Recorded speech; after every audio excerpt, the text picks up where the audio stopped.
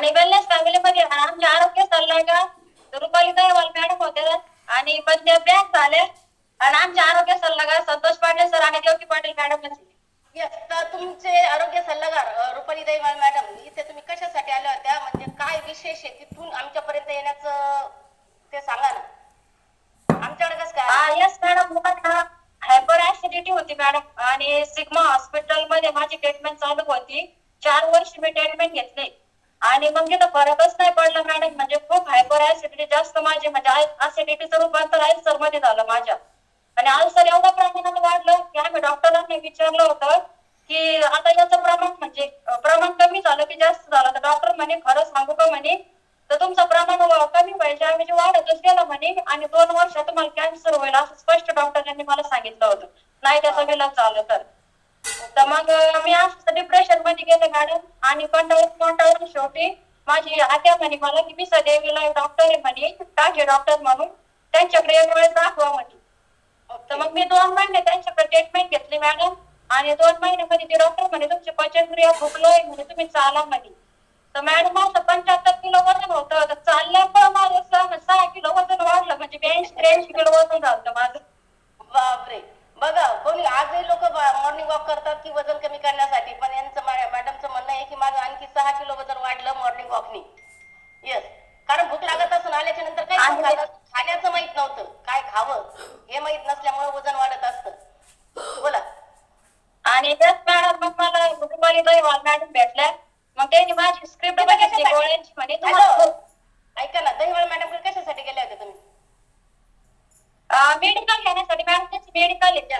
मला ते म्हणायचंय, दहिवाळकर मॅडमचं मेडिकल आहे, मेडिकल मध्ये मॅडम टॅबलेट घेण्यासाठी गेल्या होत्या. साठी डॉक्टरचं तिथंच आणि त्यांच्या बाजूला यांचं मेडिकल आहे, मेडिकल मध्ये गेल्या.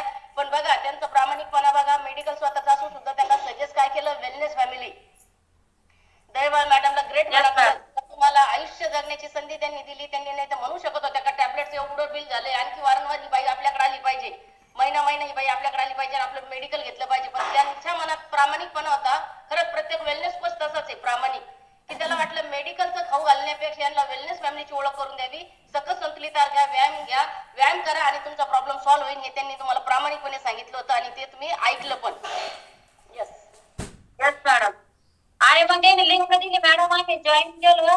आज आम्हाला शिवरात्रीच्या दिवशी 4 वर्ष कंप्लीट होती वेलनेस फॅमिली मध्ये. आम्ही 4 वर्षापासून टिकून आहे आणि स्वतः हेल्थ घेऊन पण दुसऱ्यांना पण मदत करतोय मॅडम. आम्ही 600+ लोकांना हेल्प केलेली आतापर्यंत. येस, तो प्रॉब्लेम किती दिवसामध्ये सॉल्व्ह झाला, किती वजन कमी झालं? मॅडम माझं म्हणजे सुरुवातीला मला 2 महिने खूप त्रास झाला, कारण मला पाणी पिलं तरी ऍसिड तयार व्हायचं शरीरामध्ये. तर मग थोडस न्यूट्रिशन घेतल्यामुळे पण मला थोडा प्रॉब्लेम होतो मॅडम. लोकांना वाटतं मला की आज न्यूट्रिशन दिलं उद्या फरक पडला पाहिजे, असं होत नाही ऍसिडिटीला, कारण त्याला खूप संयम ठेवावा लागतो. मी 2 महिने संयम ठेवला मॅडम आणि ऍसिडिटीचा प्रॉब्लेम माझा 6 महिन्यामध्ये पूर्ण नीट झाला. आणि प्लस म्हणजे मी त्रासासाठी आले होते, मला माहित नव्हतं याच्यात वजन कमी होतं. मग रुपाली मॅडम मी डाएट केलं मॅडम. मी सुरुवातीच्या 4 महिन्यामध्ये 20 किलो वजन कमी केलेलं आहे. वाव, सुरुवातीच्या 4 महिन्यामध्ये 20 किलो कमी वजन केलं. आणि हिमोग्लोबिनचं काय होतं? आणि होमोग्लोबिन मॅडम ऍसिडिटीच्या जास्त हायपर म्हणजे जास्त पॉवरच्या गोळ्या होत्या त्या, तर त्याने माझं रक्त 6 पॉईंट होतं मॅडम. मग डॉक्टरांनी विचारलं म्हणजे आता तुम्हाला 20-20 सजेस्ट करावं लागेल म्हणे, 20-20 लावा म्हणे. पण मी माझं एवढं होतं की मला कोणाचंच रक्त लावायचं नव्हतं.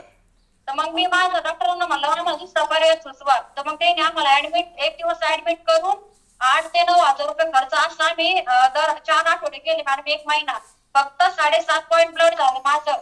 आणि आज माझं ब्लड न्यूट्रिशन प्लस वर्कआउट करून माझं लाईफस्टाईल बदलून